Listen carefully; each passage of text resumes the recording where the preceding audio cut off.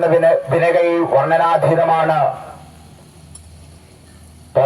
കേരളത്തിൽ 14 ജില്ലകളിലായി 50-ലധികം ജയിലുകളിൽ കുത്തിനിറയ്ക്കപ്പെട്ട കുറ്റവാളികൾ അവരുടെ കുറ്റകൃത്യങ്ങളുടെ പശ്ചാത്തലങ്ങളൊക്കെ പഠനവിധേയമാക്കുമ്പോൾ അതിന്റെ പിന്നിൽ കാരണക്കാരനായി വില്ലനായി നിൽക്കുന്ന ഒരു വസ്തുത ലഹരി തന്നെയാണ്. മദ്യത്തിന്റെ പേരിൽ, നിയമവിരുദ്ധ ലഹരി പദാർത്ഥങ്ങളുടെ പേരിൽ ഓരോ മനുഷ്യൻ കാട്ടിക്കൂട്ടുന്ന ഓരോരോ വികൃതികൾ, അധാർമികതകൾ എല്ലാം തന്നെ മാനുഷിക മൂല്യങ്ങളെ കുരുതി കഴിക്കുന്ന നിലവാരത്തിലേക്ക് എത്തപ്പെട്ടിരിക്കുകയാണ്.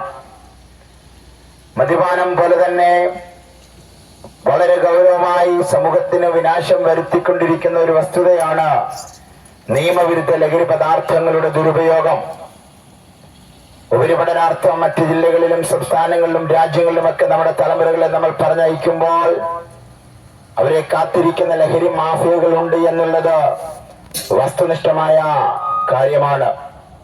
MDMA പോലെയുള്ള സിന്തറ്റിക് മാസ്മരിക ലഹരികൾ നമ്മുടെ തലമുറകളുടെ ഭാവിയെ അനിശ്ചിതത്വത്തിലാക്കുകയും വിദ്യാഭ്യാസ മേഖലകളിൽ അവരെ തകർത്തുകൊണ്ട് ലൈംഗിക ആസക്തിക്കും അധമവികാരങ്ങൾക്കും പ്രാധാന്യത കൊടുത്തുകൊണ്ട് സദാചാര ശൂന്യതയിലേക്ക് നീക്കപ്പെടുവാൻ യുവതി യുവാക്കന്മാരെ പ്രേരിപ്പിക്കുന്ന ഘടകം നല്ലൊരു ശതമാനം ലഹരി തന്നെയാണ്.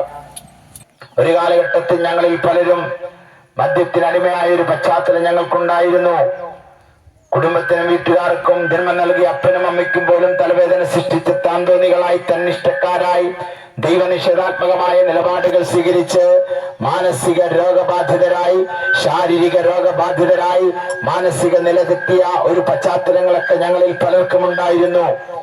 ഇന്ന് ഞങ്ങളെ രൂപാന്തരപ്പെടുത്തിയത്, നീതിബോധമുള്ളവരാക്കി തീർത്തൊരു സന്ദേശമുണ്ട്.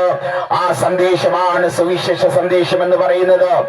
മനുഷ്യന്റെ ഇന്ദ്രിയ വ്യവസ്ഥിതികളിൽ പാപത്തിന്റെ ലാഞ്ചന കുടികൊള്ളുന്നത് കൊണ്ട് പാപപ്രകൃതമുള്ളവനായി, പാപാധിപത്യമുള്ളവനായി, പാപരാഗമോഹങ്ങളോടുകൂടെ ജനിച്ചു ജീവിക്കുന്ന ഒരു മനുഷ്യൻ പാപത്തിന്റെ പരിണിതഫലമായി അനിയന്ത്രിതമായ മദ്യപാന ആസക്തിക്ക്, നിയമവിരുദ്ധ ലഹരി പദാർത്ഥങ്ങളുടെ ദുരുപയോഗത്തിന് അവൻ അടിമപ്പെടുമ്പോൾ അടിസ്ഥാനപരമായി മനുഷ്യന്റെ പാപത്തിന് പരിഹാരം ആവശ്യമാണ്. അതിനെന്താണ് മാർഗം?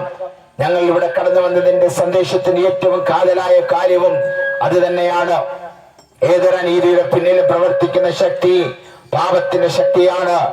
ഏതൊരു അധാർമികതയുടെ പിന്നിൽ പ്രവർത്തിക്കുന്ന ശക്തി അത് പാപത്തിന്റെ ശക്തിയാണ്. ഏതൊരു തിന്മയുടെ പിന്നിൽ പ്രവർത്തിക്കുന്ന ശക്തി അത് പാപത്തിന്റെ ശക്തിയാണ്. പാപത്തിൽ നിന്ന് മനുഷ്യന് മോചനം ആവശ്യമാണ്. പാപം പരിഹരിക്കപ്പെടാതെ നീതി മാത്രം ചെയ്ത മനുഷ്യരുടെ ഗണങ്ങളിൽപ്പെട്ടവർ, അവരുടെ പ്രതിനിധിയായ ഒരു മനുഷ്യൻ പറയുന്ന ഒരു വാചകം എങ്ങനെയുണ്ട്? ഞങ്ങളുടെ നീതി പ്രവൃത്തികളൊക്കെ നിന്റെ മുൻപാകെ കറപുരണ്ട തുണി പോലെയാണ്.